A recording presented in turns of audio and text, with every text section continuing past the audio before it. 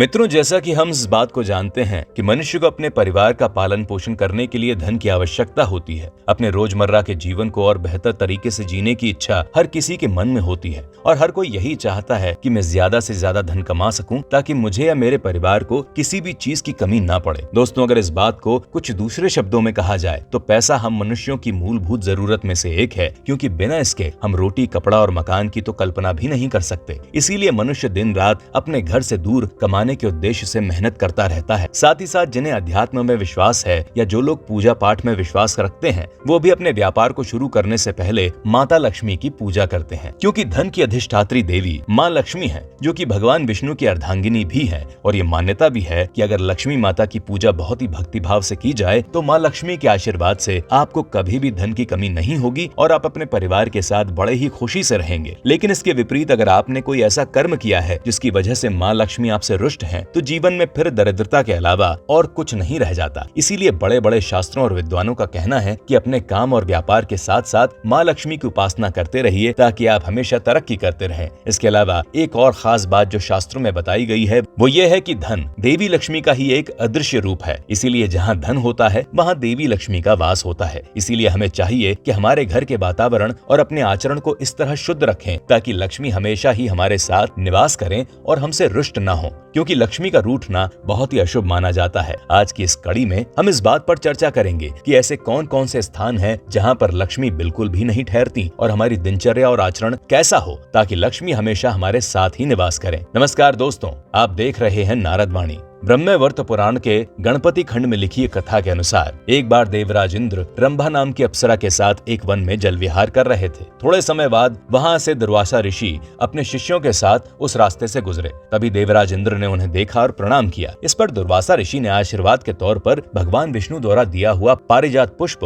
इंद्र को दे दिया और कहा, हे देवराज, जो भी इस पुष्प को अपने मस्तक पर धारण करेगा वो हर तरह से पूजा जाएगा और वो देवताओं में श्रेष्ठ माना जाएगा। साथ ही साथ उस पर महालक्ष्मी का आशीर्वाद बना रहेगा। लेकिन जो भी अपने अहंकार में चूर होकर इस पुष्प का तिरस्कार करेगा उससे महालक्ष्मी रूठ जाएंगी और वो दरिद्र हो जाएगा और उसे कहीं पर भी सम्मान नहीं मिलेगा। पारिजात पुष्प इंद्र को देने के बाद ऋषि दुर्वासा वहां से चले गए। लेकिन इंद्र का अहंकारी स्वभाव होने के कारण उन्होंने उस पुष्प को अपने मस्तक पर लगाने के बजाय अपने वाहन ऐरावत हाथी के मस्तक पर रख दिया। इंद्र के ऐसा करते ही वो तत्काल श्री भ्रष्ट हो गए, अर्थात उन पर दरिद्रता छा गई। उनका सारा आनंद नष्ट हो गया। इसके अलावा अप्सरा रंभा ने भी उनका त्याग कर दिया और यहाँ तक कि उनका वाहन ऐरावत भी उस स्थान को छोड़कर दूसरे वन में चला गया। अचानक ऐसा होते देख देवराज इंद्र घबरा गए और वो तुरंत ही देवगुरु बृहस्पति और ब्रह्मा जी को लेकर भगवान विष्णु के पास जा पहुंचे। भगवान विष्णु के पास जाकर इंद्र ने सारी घटना बड़े ही विस्तार से बताई। तो इस पर श्री हरि बोले कि हे इंद्र, तुमने मेरे द्वारा बनाए गए पारिजात पुष्प का तिरस्कार कर दिया है,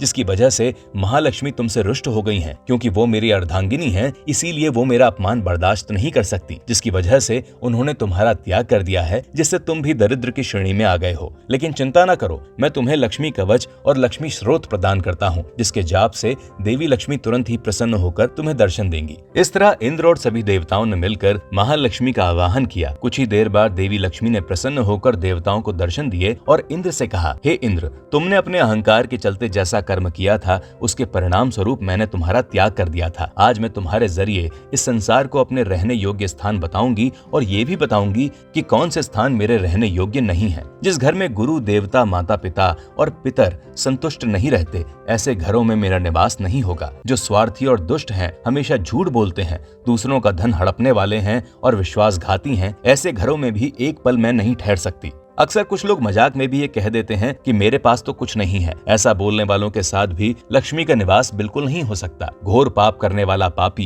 कंजूस, कर्ज के बोझ में दबा प्राणी, हमेशा अपनी स्त्री के वश में रहने वाला और जो झगड़ालू स्वभाव का है, उसके घर में भी मेरा निवास कभी नहीं रहेगा, बल्कि वो भी दरिद्र ही रहेगा। जिसके घर हमेशा झगड़ा ही होता रहता है, जिसके घर कभी भी श्री हरि का कीर्तन या पूजा नहीं होती, जो हमेशा धन कमाने में तो लगा रहता है लेकिन वो इतना कंजूस होता है कि अपने घर परिवार की जरूरतें पूरी करने में पीछे हटता है, ऐसे लोगों को भी लक्ष्मी का साथ कभी नहीं मिलता। लेकिन वहीं अगर जो मनुष्य पुण्यात्मा है, यानी जिसने हमेशा पुण्य ही किए हैं, परोपकारी है, ऐसे लोगों के घर में मैं जरूर निवास करूंगी। जो व्यक्ति मीठा बोलने वाला है, जिसका अपने क्रोध के साथ साथ अपनी इंद्रियों पर भी नियंत्रण हो, अपने माता पिता की सेवा करने वाला, हमेशा दान पुण्य करने वाले प्राणी को कभी भी धन की कमी नहीं होगी। साथ ही साथ जिनके घर अतिथि का आदर सत्कार किया जाता है, जो रोज स्नान करके भगवान विष्णु और महादेव की आराधना करते हैं, जो बिना पुष्प को सूंघे देवताओं पर पुष्प चढ़ाते हैं, जिस घर में स्त्री अपने पति का सम्मान करती है और अपने घर का पूरी तरह से ख्याल रखती है, ऐसा घर मेरे लिए स्वर्ग के समान है और मैं ऐसी जगहों पर जरूर निवास करती हूँ। इतना कहने के बाद माँ लक्ष्मी ने देवराज इंद्र को आशीर्वाद दिया और वहाँ से चली गई। अगर गौर करें तो हमारे बड़े बुजुर्ग